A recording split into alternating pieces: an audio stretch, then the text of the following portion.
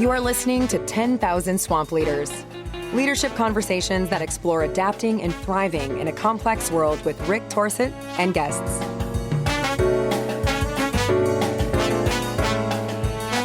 Hi, everybody. This is Rick Torseth, and welcome back to 10,000 Swamp Leaders. This week, I show up without a guest in hand, and that was originally part of my design and idea for this episode, primarily because after 17 episodes talking to 17 different swamp leaders, I wanted to take a moment to reflect a little bit about what I've learned and some themes that have been emerging in the conversations, and use a short episode to sort of coalesce around some of those bits and pieces. I also have been away out of the country for 2 weeks, working in London and Paris. It was not hard duty, for sure. It was wonderful to be abroad. It was wonderful to be in those two amazing cities. I had good fortune to be with a lot of colleagues and friends through the alumni group that I'm part of regarding a master's program I did a few years ago. There was one primary question I kept getting from these people because they've listened to the podcast. And that question was, and I actually get this a lot here, which is, what's up with the name 10,000 Swamp Leaders? And so I had originally intended, and I'm going to explain the origin of that name and how it comes to be attached to this podcast. So I'm going to do that first, and then I'm going to go in another direction. The inspiration for the swamp comes from a gentleman by the name of Donald Schoen, who was a MIT organizational development guy. Donald is passed now, but he was one of the leading figures shaping the conversation around how organizations can function more effectively. And in a book called Knowing for Action, he says this: there is a high, hard ground overlooking a swamp. On the high ground, manageable problems lend themselves to solutions through the use of research-based theory and technique. In the swampy lowlands, the problems are messy and confusing and incapable of technical solution. The irony of this situation is that the problems of the high ground tend to be relatively unimportant to individuals or societies at large. However, their great technical interest may be, while in the swamp lie problems of the greatest human concern. The practitioner is confronted with a choice. Shall she remain on the high ground where she can solve relatively unimportant problems according to her standards of rigor, or shall she descend into the swamp of important problems where she cannot be rigorous in any way she knows how to describe? People tend to feel this dilemma of rigor or relevance at a particular intensity when they reach the age of about 35. At this point, they ask themselves, am I going to continue to do the thing I was trained for, on which I base my claims to technical rigor and academic respectability? Or am I going to work on problems ill-formed, vague, messy, that I have discovered to be real around here? And depending on how people make this choice, their lives unfold differently. That is an understatement. And I'm pretty sure Donald Schoen knew it was going to be an understatement when he wrote it. That is the source, the headwaters, if you will, for how I determine who I'd like to invite on to 10,000 Swamp Leaders. They are those people who somewhere in that age, 35 to 40, made a career decision, a life decision, that they were going to spend their time dealing with really complex, wicked, messy swamp problems. And their lives have all turned out remarkably different. Not always great, but certainly interesting and full of passion and commitment and challenges. And I know for every one of them, they would not have it any other way. So we'll stay in that conversation with people in the future. Starting next week, we'll be back on par with a weekly episode from a new swamp leader describing what it means to lead in that condition. Now then, I come with a wicked, messy swamp problem. And I'm not alone with this problem. I'm speaking specifically about the mass shootings that have taken place in the United States. 2 days ago, down in Uvalde, Texas, on May 15th, 10 people were killed in Buffalo, New York in a mass shooting. And I thought that was, the sequencing of that I thought was remarkably tight. But I did some research and I came across a website called Gun Violence Archives. And what I learned was, just blew me away, that between May 15th and the episode in Buffalo and the episode 2 days ago in Texas, there have been 18 other attacks with guns in the United States. 18 that have left 25 people dead and 70 people injured. So we are living in two pandemics in my country, and we used to think COVID was the worst, but I'm not so sure. We don't seem to have any antidote for the violence that's going on in our country with guns. We have, depending on your political persuasion, an inert Senate that's unwilling to take up some of the most basic issues around background checks, an issue the majority of the population would like to see put into law. Interestingly enough, today in the New York Times, they published a list of all the senators who are either undecided on this issue or opposed. They're not even hiding in broad daylight. They're just out there walking around making their case for why this is not necessary legislation. And meanwhile, virtually every day, something goes wrong with a human being and a gun, and the consequences are really dangerous for other people. All right. So here I sit, somebody who's claiming to be active and supportive and helping people develop their capacity to deal with this kind of stuff. And my reflections on the flight home from Europe and then starting in earnest yesterday was just to what extent am I really doing anything around these kinds of issues? And I had to be honest and say that for the most part, I live on the balcony. And I say that in the context of the leadership platform that I am most familiar with and also a big advocate of, and that is the work by Ron Heifetz and Marty Linsky out of Harvard, 30 years on now, around adaptive leadership. Now, adaptive leadership is fairly well known at this point around the world, but I'm going to suggest that it's known more as a concept and a conversation than it is as a practice for the people who need it most and should be practicing it. There's some reasons why that's a challenge. And I've made it my business to see if I can help those kinds of people develop their capacity to lead adaptively when they're doing the work of living and functioning in the swamp.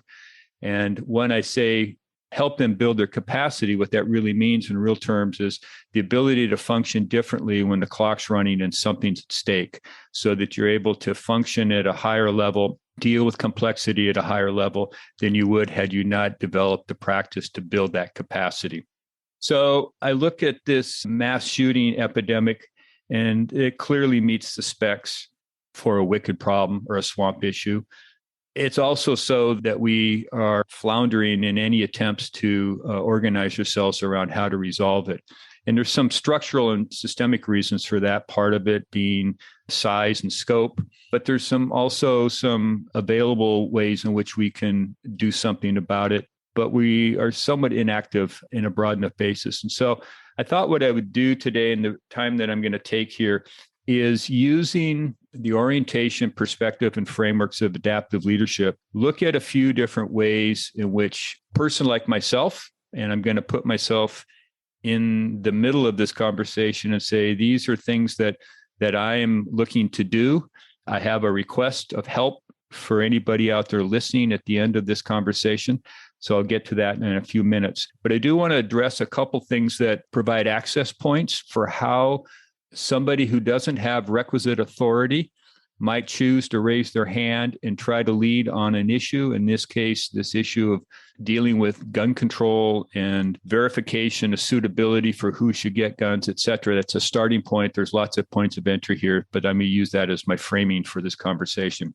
So let me begin by saying that in the work of adaptive leadership, it makes a very specific distinction and defines it as the central task of people who are choosing to lead is to help educate people on the difference between technical problems and wicked problems.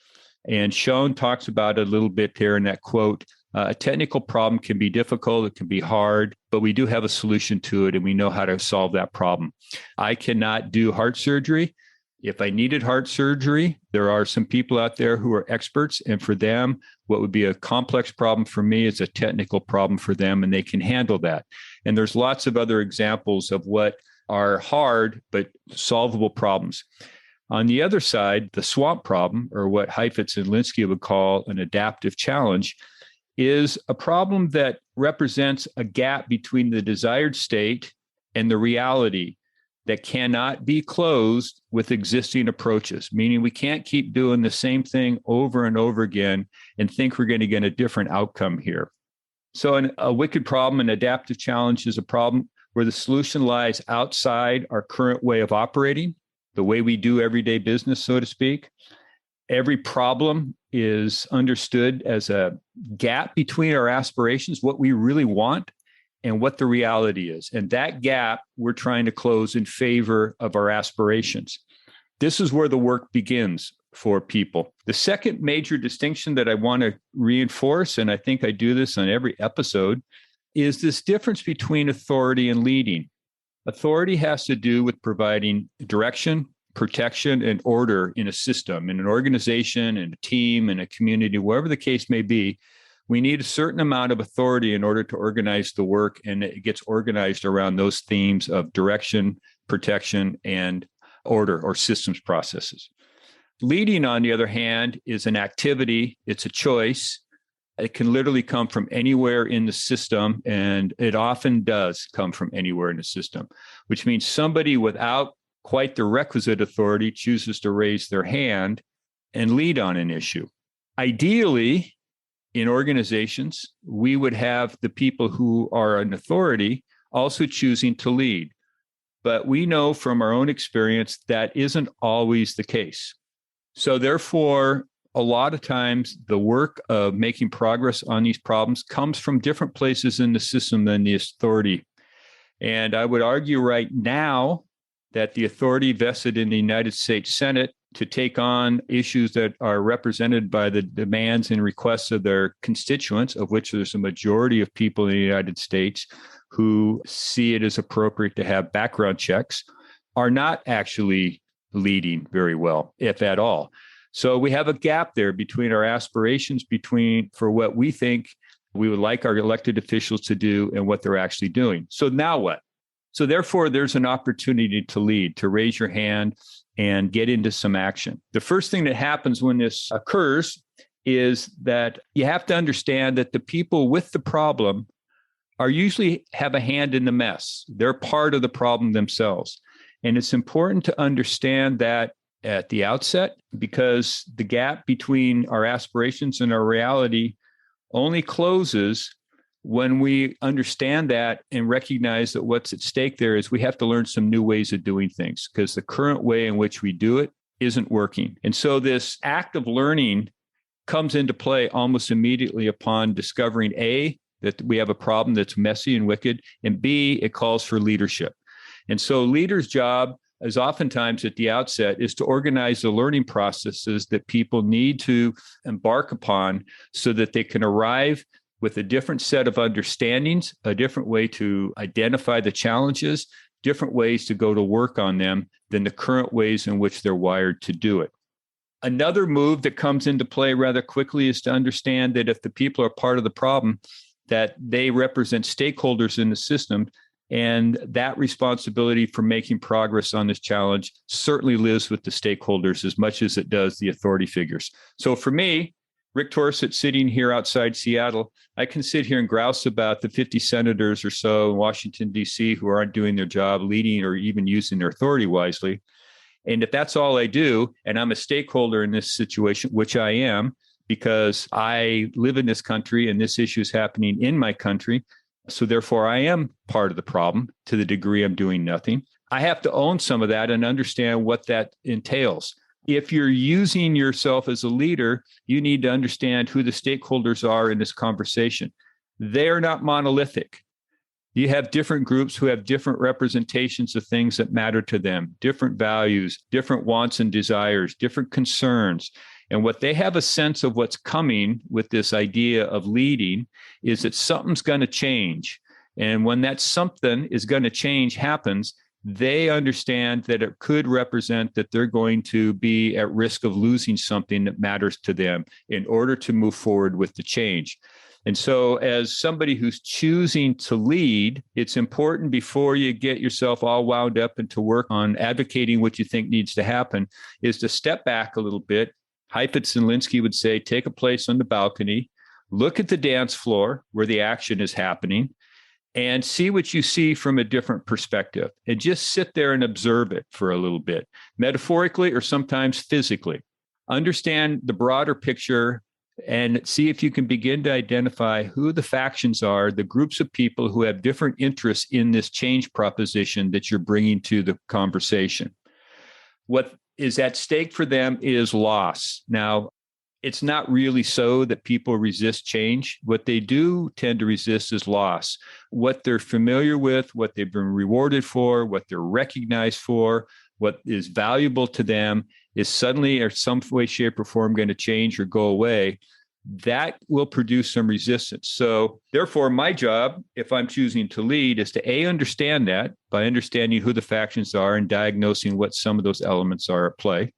And then B, figuring out how it is that I can compensate for that inside the new world that we're aspiring to. Now, not everything's going to match up and not everything's going to be perfect. We're all going to experience some loss, but there's probably also some gain that might offset that. That work by the leader is critical work that happens up front and then is an ongoing piece of work because this is going to be a fluid process where you're running experiments, trying new things, and seeing what can happen in the future. So what you're confronted with is a diagnostic process. One is to get on the balcony. Two is to understand what's going on down on the dance floor and make meaning out of it or interpret it. And then the third move is to go down on that dance floor and begin to look at how you can run small experiments that look like change in the direction of where you're trying to move the group, and then iterate from there. The diagnostic component of that is to understand that through three questions, probably more, but let's go with these three to start.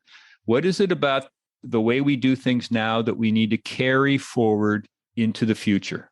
What stays with us? Two, what is it that's not essential that we need to leave behind as we move into the future? And then the third question is, what do we need to invent or bring forward that we don't have that will be essential in the future, and add that to what we're keeping? So that's one way into diagnosing A, what the change looks like, and B, how you address the stakeholders' concerns about loss. What do we keep? What do we leave behind? And what do we bring forward? Those questions answered are a good starting point.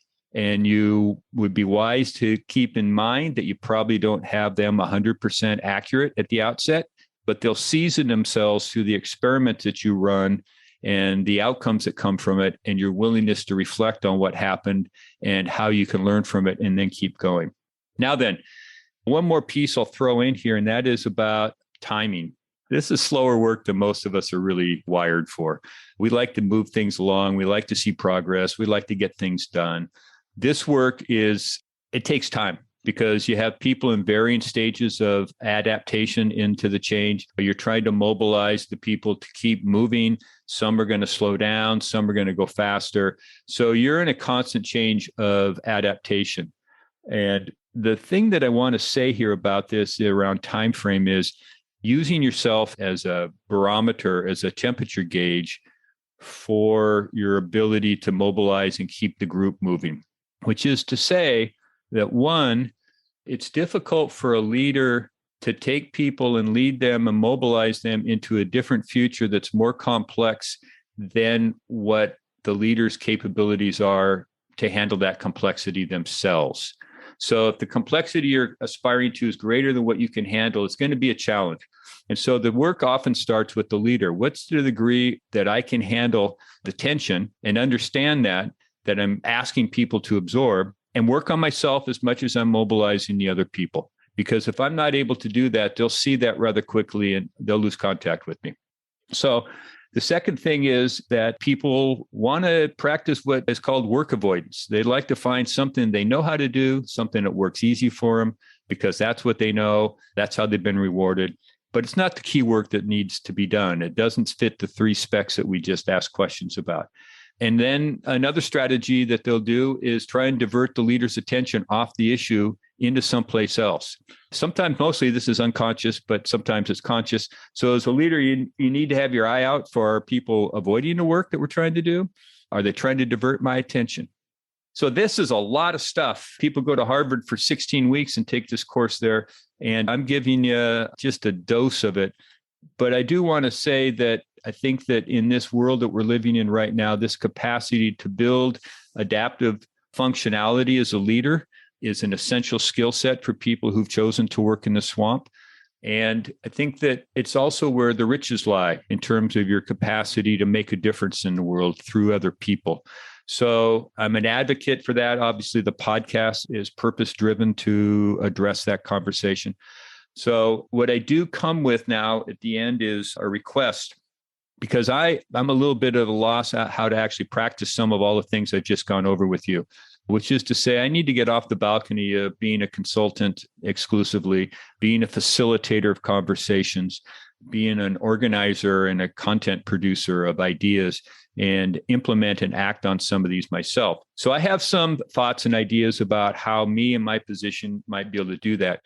But I'd welcome your input and your thoughts and your ideas. If you have something that you think somebody like me or me specifically in the position that I am in with regard, we can put it in the context of this issue of gun violence in the United States right now. That's the one that's got my attention. But there may be other things that you're thinking about. So I would welcome a note from you. You can reach me at ricktorseth.com. That's Rick at ricktorseth.com. And you may say, hey, here's some ideas and thoughts I have. I'd welcome them. They give me more moves to make than I can come up with myself. So thank you for this time. I hope it's been useful to you. You've made my life a little easier today. Just getting some thoughts and organized and a little bit spoken helps. So I will be back next week with another episode and another guest for 10,000 Swamp Leaders. And until then, please be safe out there. Thank you for listening to 10,000 Swamp Leaders with Rick Torseth. Please take this moment and hit subscribe to follow more Leadership Swamp conversations.